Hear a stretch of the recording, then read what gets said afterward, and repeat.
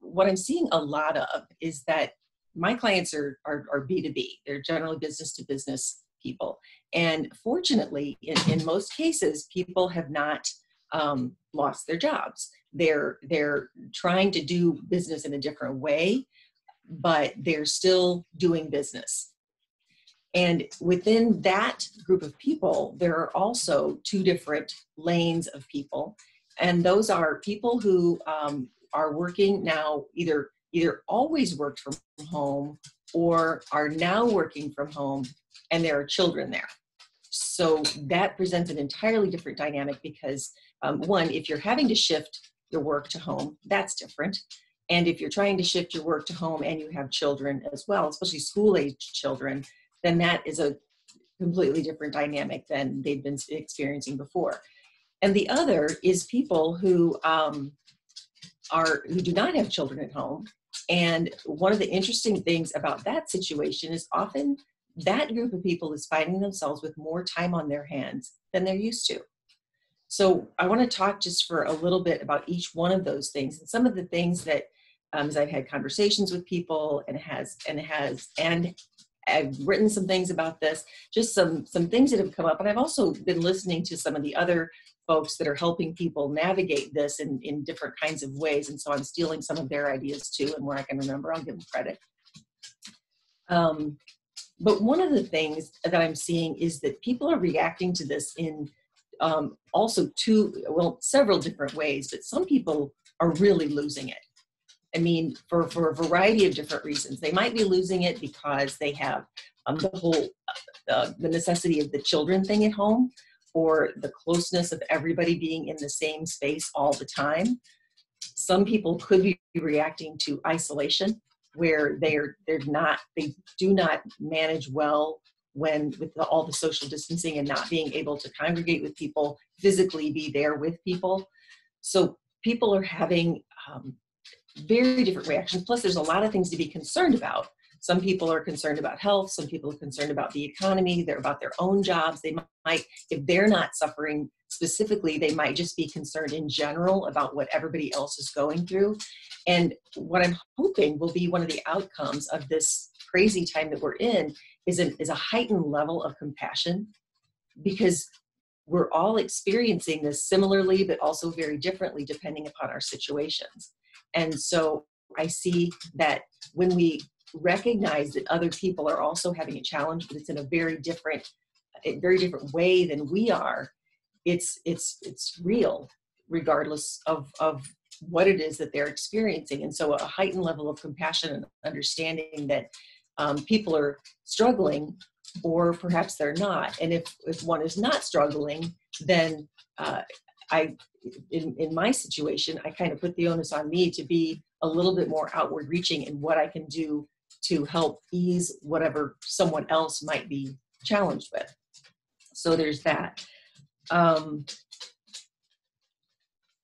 Taking the two lanes individually, and I know some of you on here are not in this lane where you have children at home and you're trying to homeschool them, but you might have family members who are doing that. You might have colleagues or clients or employees or friends who are in that situation. So some of these ideas, if you feel like they are not as relevant to you, they may be relevant to some people that matter very much to you.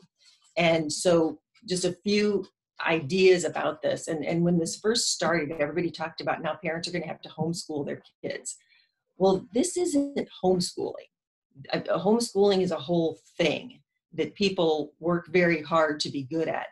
What this is essentially trying to keep kids in a place where they're not losing too much ground.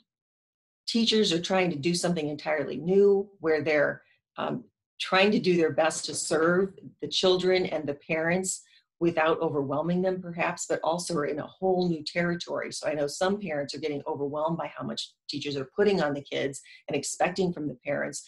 But I can bet that if the teachers weren't doing that, then there would be a lot of people saying, well, why are you leaving my kid high and dry? So everybody's trying to navigate this new thing, but essentially it's when I think about this, and I have a 20-year-old, almost 21, and boy, is he going to have a fun 21st birthday on April 22nd. maybe he can go to the grocery store and buy some beer for the first time. Exciting. But that a missed assignment or an assignment done poorly or something that's, not understanding what's going on does not mean that the kid is not going to be able to get a good job someday when they're 25. It's kind of chilling out about that whole idea. Hey, Mary. Yeah. I'm sorry. I have a friend who built a schedule for her son and getting out of school at homeschool by 1 o'clock, which is still 2 hours early. So he started school at 8 o'clock on Monday morning. Now, granted, it was the first morning, but he was finished by 8:30. Is there? Yeah. Oh my gosh. Yeah. Well, and that's one of those situations where, how old is that person? He's 12 now. And there's another thing too. This is all in kind of a parenting style, but I think when you're 12, then there is an opportunity for learning how to manage oneself. If you're 4, that's a little different, and that's going to require a whole lot more parental intervention. But if you're 12, I do believe that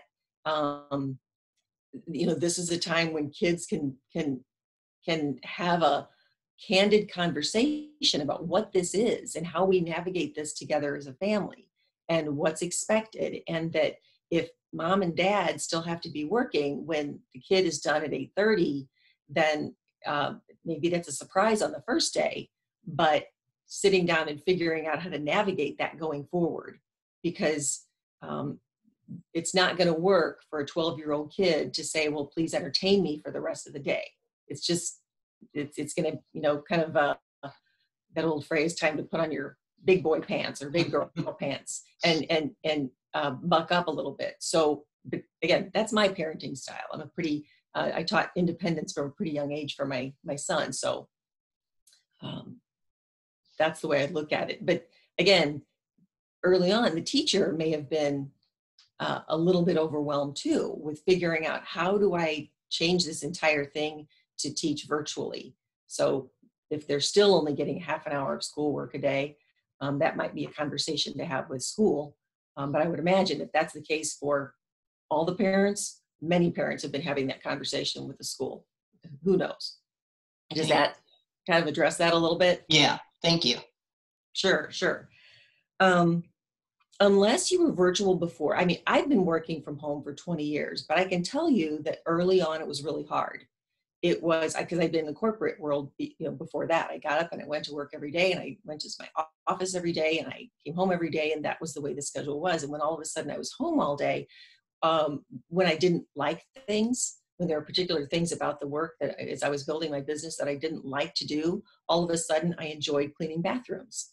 It was just that thing that you have a lot more distractions at home available to you than you have in the workplace. So it takes some discipline, and it takes some forgiveness for oneself, and it takes a little bit of time to figure out, how am I going to navigate this new normal? And not only that, but when I started staying home, I was home alone. Now when people are staying home, a lot of times their houses are completely filled with people, and everybody's trying to carve out their space at the table to do their work. So some patience with that, and some figuring out how you best work at home. One of the things, I tend to be an introverted person, but often I like human interaction, just not, sounds kind of odd, but kind of like when you're in an office and you have your own office, but there are people around you doing things. You're not necessarily communicating with them all day long, but they're there. Well, one of the things that I've done is have a television on with no sound, and I can't really see it. But when I can see the movement, it seems like there are people in the room. So people have to figure out what works for them and set up their situation so it helps them function as optimally as they can. The other thing to think about is that not only are people trying to navigate from home and manage their children, but there's a whole lot of other things to worry about too. I mean, is the economy going to come back? And when it does come back, is it going to look like it looked before? I mean, perhaps there's actual illness in your family. I mean, it could be that someone has the virus. It could be that someone is in one of those higher risk categories and you're concerned about them. I mean, I know people who are in businesses where they still have to be going to work. And so they're very concerned about whether they're in healthcare or in retail or in some of those places where, you know, they're essential workers. And so they're still needing to do what they're doing. And people are worried about them. So thinking about what might be going on behind the scenes. I always believe that we can never tell what's going on with someone by looking at them. And I think that's even more the case now. With whatever is going on in someone's head, people can be putting on a professional front, a handling it well front, and there could be a whole lot roiling underneath. And so keeping that in mind, that there's even more than in regular times, there's a lot of times that could be haunting people below the surface. And again, going back to that, compassion is always a good choice. Can I ask one other thing? You may. What about, you know, with all the distractions and all that kind of thing going on, what about forgiving yourself for taking time off?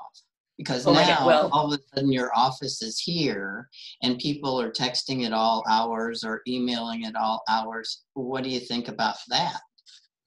I think it's really important to have business hours. I mean, if you are a workaholic and you love that, great. You need to know what works for you. But just because your workspace is with you 24/7 does not mean you should be working 24/7. We just don't function well that way. There's one of my favorite books ever is called The Power of Full Engagement. And it is how managing energy, not time, is the key to success and personal fulfillment. And essentially it was written by these guys who were looking at athletes, and I'll make this very short, but they were trying to figure out what makes the top tier athletes better than the tier right below them. You know, and they were looking, I believe, at golfers, tennis players, and hockey players first. And what they assumed it was going to be was technical skill. What they found out, it was how they managed their energy in between holes, in fact, even between hitting or in between shots at tennis or in between, you know, when they were on the ice or when they were off the ice. And those people who were able to bring their energy up to the high level that they needed for peak performance in that moment, and then were able to bring it down very quickly to conserve it for when they needed it again, those were the top tier players. So what the analogy that they're making is we are corporate athletes. Thinking that we can be our best, even for 8 solid hours a day without a mental break, is crazy. It's not going to happen. If we want to be really, really good, we need to be very, very mindful about how we're using our energy throughout the day. And when we are best, one of the cool things about right now is that I've always felt a little bit bad for night owls, because the corporate world is made for people who are morning people, where you're supposed to be at work by 8 and you're out by 5. But I know many people who really start to kick in about 11 o'clock in the morning and could work easily till 9 or 10 o'clock at night and feel great about it and go to bed at 2.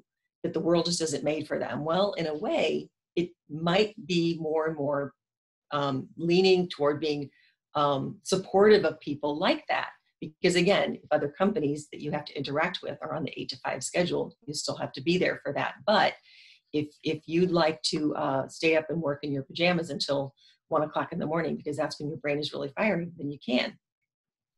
So not thinking that just because your work stuff, your phone, your computer, everything is right there means you have to work all the time. I think it's a recipe for disaster and burnout. That there has to be, I coined the term work life, because we have a life at work. It's not a work-life balance, because there's not work and then life. Work is part of your life. And you need to have the personal part of your life too, to be well-rounded and to do the best you can possibly do at the work part. Long answer to a short question. Thank you. I'm really good at long answers to short questions. But in terms of one of the things for for family and that whole thing, the two things that people can do are just breathe and slow down. Doing things faster and in a panic is not going to help anybody. It's certainly not going to help oneself to do that.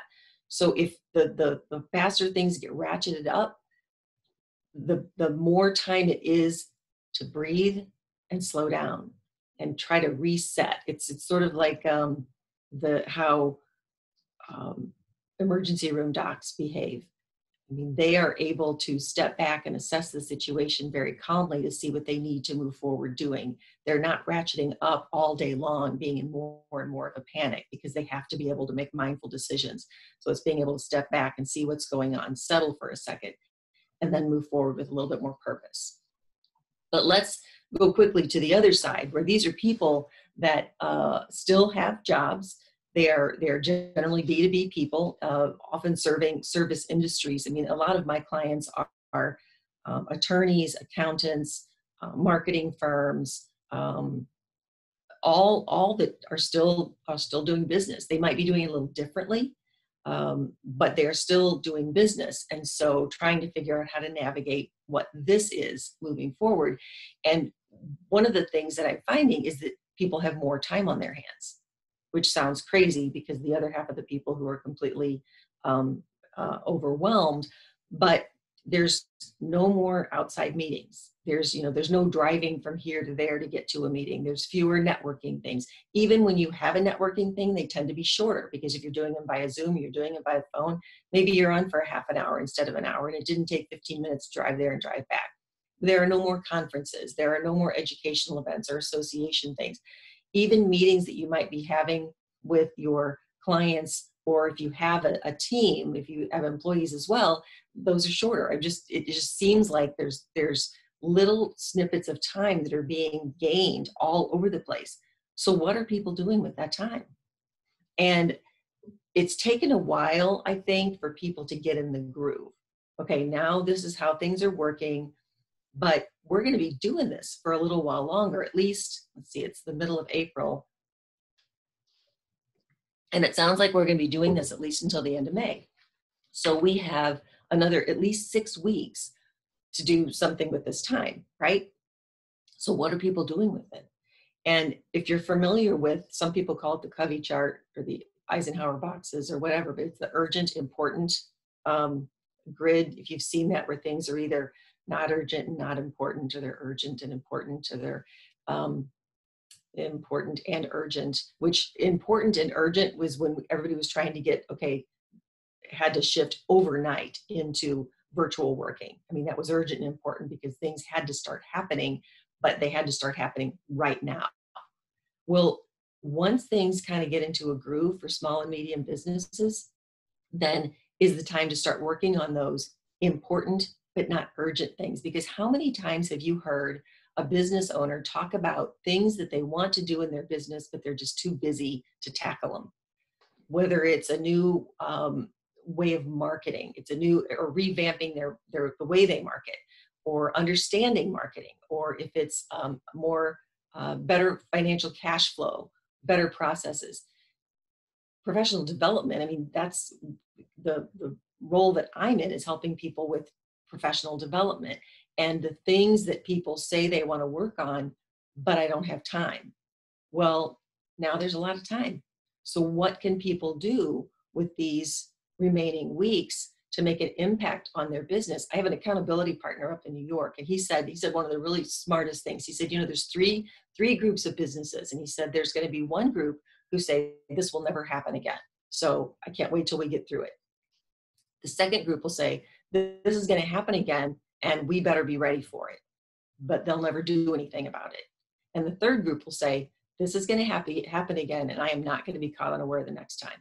So they're going to have the infrastructure in place to be ready for maybe not a pandemic, but how nimble can we be? I think being nimble in this day and age in general is extremely important. And in fact, I kind of scoff at 5-year plans anymore, because things change so rapidly.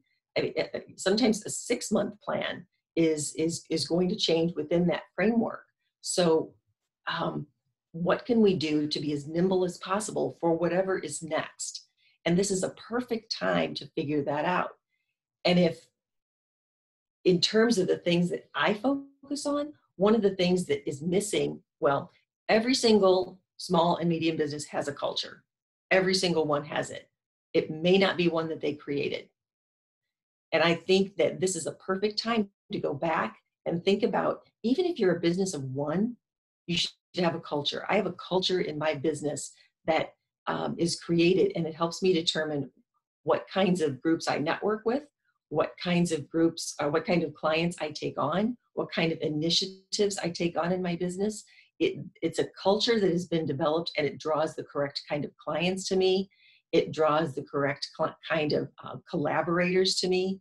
And I seek out people based on the culture that I've created. And it's not an onerous process to do it, but if you don't have it, it will create itself, and it may not be the one that the business owner or you wanted. So that is a perfect thing to spend a little bit of time now working on, while there is these extra bits, sometimes an extra hour or two a day that you may find yourself with. There's a lot of really cool things you can do with that. So those are the two lanes of people that I think, where they're dealing with this right, how they're dealing with this right now, and some things that they may be able to do to move forward. And I urge people, on the one hand, to give themselves a break, and on the other hand, to not let this time slip by and think, man, I really could have done something with that time. But it just, now things are kind of back to normal, and I'm as busy as I ever was before. Thank you. We only have like 5 minutes left, and maybe we can go a little bit over if other people have questions. I have one huge question. Yes. Of the personal development, is there one skill that you feel that people should really focus on right now? I do, and it is incredibly simple. And if people believe that they should take care of their physical body, you should work out, you should go to the gym, you should do whatever, this is a good time to be training your brain.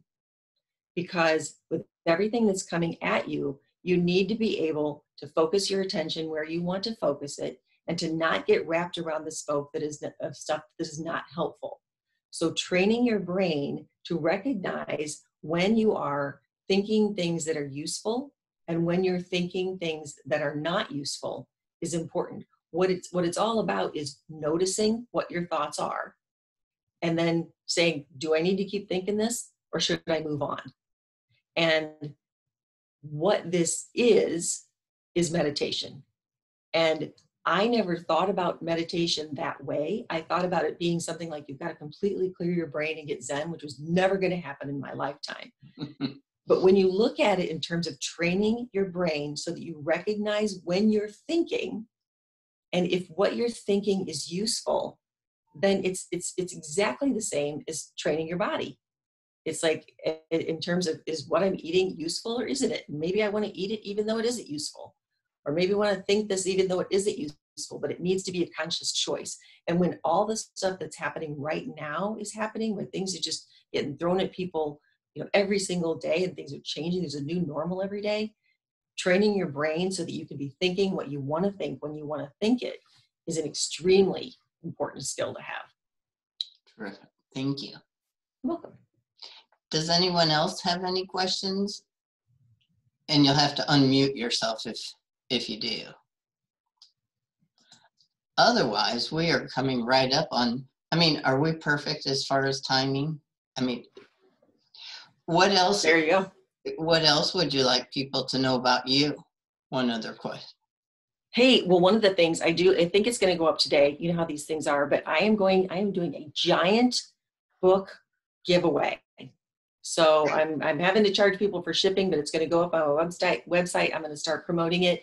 And because some of the things that are in my book, Making Minutes Matter, I think are really good professional development things, this would be the time for people to grab one and start working through the areas that they can they need some help with, whether it's procrastination or developing core values. But anyway, it's a free book giveaway. Actually, it has to be a penny because PayPal won't let you do things for free. But that's going up. So I'm going to be promoting that. Anybody you know who would like to get a book, they'll be shipping out, and people can start doing this stuff in there. So that would be cool. Yeah. Super. Anne, did you have a question? No, I have to log off because I have another meeting to get to. I just wanted to say thank you, Mary, and anybody who doesn't have your book should get it because it's great. Oh, thank you. I appreciate that. You all have a great day. Thank You too, Anne. Okay, I guess that probably wraps it up. Mary, I cannot express my thank you enough to you for doing Well, it. I appreciate you asking me to do this and to be the guinea pig. That's kind of fun. Well, and obviously you have a whole lot more that we can cover, so I hope you'll come back. I would love to. All right. Thank you. You guys have a great day. See Hey, ya. Nancy, how you doing?